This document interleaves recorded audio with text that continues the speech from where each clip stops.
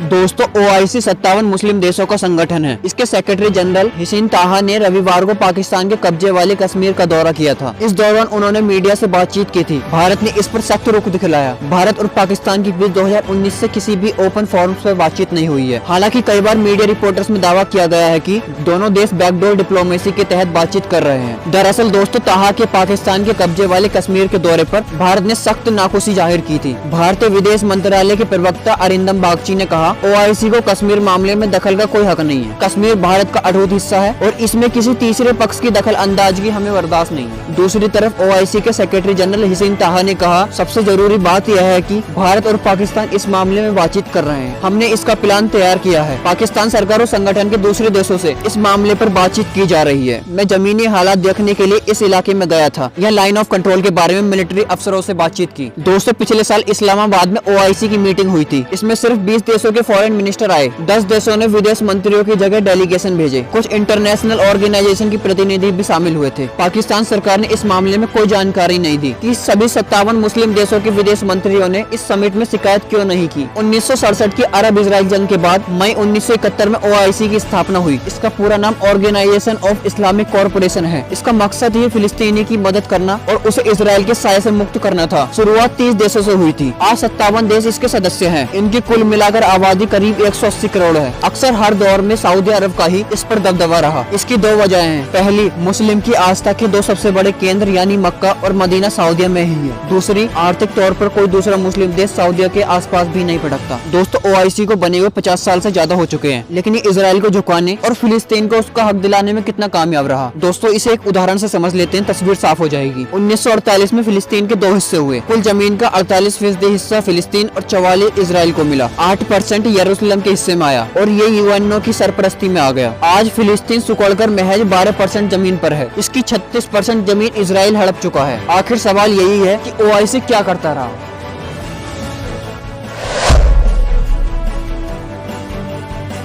दोस्तों, रूस में इन दिनों फ्लू फैल रहा है। इसे बूढ़े और पहले से बीमार लोगों के लिए खतरा माना जा रहा है। मीडिया रिपोर्टर्स के मुताबिक फ्लू के डर के चलते रूस के राष्ट्रपति व्लादिमीर पुतिन एक मिलिट्री बंकर में छिप गए हैं। वेस्टर्न मीडिया लंबे अरसे से दावा करता आ रहा है कि पुतिन कैंसर से जूझ रहे हैं। पिछले दिनों रिपोर्ट में दावा किया गया था कि पुतिन मॉस्को में अपने घर में गिर गए थे और उन्हें कमर में चोट आई थी। हालांकि इस रिपोर्ट के पब्लिक होने के एक दिन बाद ही वो एक मेडिकल टेस्टिंग लैब के दौरे पर गए थे। दोस्तों, ब्रिटिश वेबसाइट मेट्रो के मुताबिक रूस और खासकर क्रेमलिन में इन दिनों बहुत तेजी से फ्लू फैल रहा है। इससे बचने के लिए पुतिन एक बंकर में रहने के लिए चले गए हैं। यह भी तय हो चुका है कि रूसी राष्ट्रपति साल के आखिर में होने वाले प्रेस कॉन्फ्रेंस में नहीं आएंगे। इसके अलावा वो न्यू ईयर पर होने वाले किसी भी सेलिब्रेशन में हिस्सा नहीं लेंगे। इस रिपोर्ट के मुताबिक राष्ट्रपति पुतिन अपनी सेहत को लेकर काफी सतर्क हैं। कोविड के दौर में उन्होंने एक लंबी टेबल बनवाई थी। इसके एक छोर पर वो खुद जबकि दूसरे छोर पर दूसरे देश का नेता होता था। रूस यूक्रेन जंग के शुरू होने के बाद वेस्टर्न मीडिया कई बार यह दावा कर चुका है कि पुतिन को कैंसर है और उनकी सेहत काफी खराब है। दावे में आगे कहा जा रहा है कि पुतिन को कैंसर होने की बात रूस के लोगों से छिपाई जा रही है। हाल ही के दिनों में पुतिन के करीबी सहयोगी दिमित्री पेस्कोव ने भी माना था कि क्रेमलिन में तेजी से फ्लू फैल रहा है। कुछ खबरों में यह भी कहा गया है कि पुतिन इसलिए लोगों की नजरों से दूर रहे हैं क्योंकि यूक्रेन अब इस जंग में भारी पड़ रहा है। यूक्रेन की एयरफोर्स ने रूस के अंदरूनी हिस्सों पर टारगेट किया। इसके पहले रूसी वायुसेना ही इस मामले में आगे थी। दोस्तों, बंकर में पुतिन के साथ उनकी फ्रेंड एलिना भी है। 39 साल की एलिना को पुतिन की पॉलिटिकल एडवाइजर भी कहा जाता है। तो वर्ल्ड मीडिया में कुछ महीने से लगातार यह खबरें आ रही है कि पुतिन को कैंसर है और इसकी वजह से उन्हें चीजों को ग्रिप करने में भी परेशानी आती है। रूसी सरकार इन खबरों को अफवाह करार देती रही। दोस्तों, इसी के साथ न्यूयॉर्क पोस्ट ने भी एक टेलीग्राम चैनल जनरल एसवीआर के हवाले से पुतिन की बीमारी और उनकी सीढ़ियों से गिरने की खबर दी। चैनल ने दावा किया पुतिन ने फ्लोर आने की 5 सीढ़ियों पहले कंट्रोल खो दिया और फिसलते हुए नीचे आ गिरे और उन्हें कमर के निचले हिस्से में चोट लगी है। दोस्तों, कैंसर की वजह से पुतिन को पेट संबंधित गंभीर दिक्कतें हो चुकी है। इस तरह के मरीजों को अक्सर पेट में गैस महसूस होती है और बुधवार को हुई घटना शायद इसी वजह से हुई। दोस्तों, पुतिन का कैंसर अब लास्ट स्टेज पर पहुंच चुका है। इसके अलावा उन्हें पार्किंसन डिसीज भी बताई जा रही है। इसमें चीजों को ग्रिप करने में दिक्कत होती है। रिपोर्ट के मुताबिक पुतिन जैसे ही गिरे तो उन्हें 3 गार्ड्स ने संभाला और पास में रखे एक सोफे पर बिठाया। इसके बाद उन्हें कुछ दवाइयां दी गई। फिलहाल उनकी हालत ठीक बताई गई है और उन्हें चलने में दिक्कत नहीं है।